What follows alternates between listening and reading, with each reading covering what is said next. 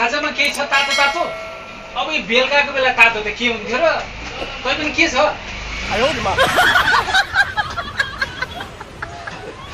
तातो त होइन, चिसो चाहिँ छ, त्रिप्प पार्ने। लिने हो भाइ? मौसमले पनि च्यालेन्ज गर्दैछ। तपाईँकै कुरा मान्दा त हान्दिउँ कि क्या हो? दिनु।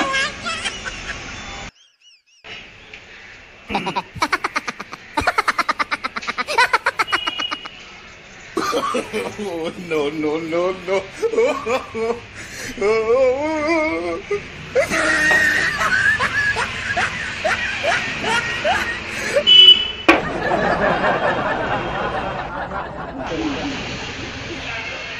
भाइ, रक्सी हेर्दा त साह्रै राम्रो जस्तो लाग्यो है।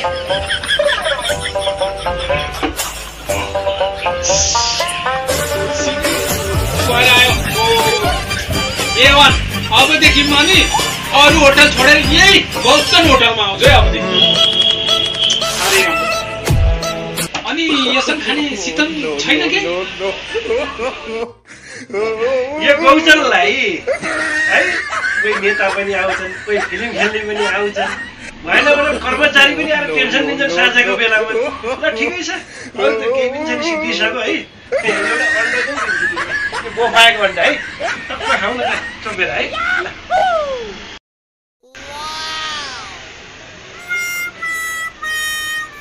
होइन गौचनजी, तपाईँले के सम्झेको क्या?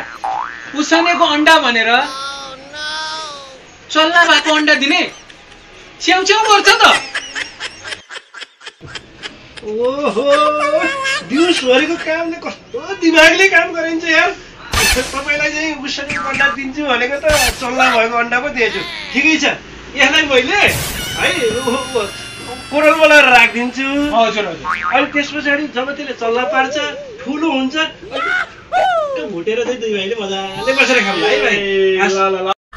ए गौचनजी, उसानेको भनेर चल्ला भएको दिमाग फ्रेस गराउँ भनेको यो बागबजारमा भएको गौचनजीको पसलमा। ल त्यो चल्ला भएको अन्डालाई कोरेलेर राख्नु, अर्कोचोटि खान आउँछु म अन्डा। अहिले गएँ म है, हतार पनि छ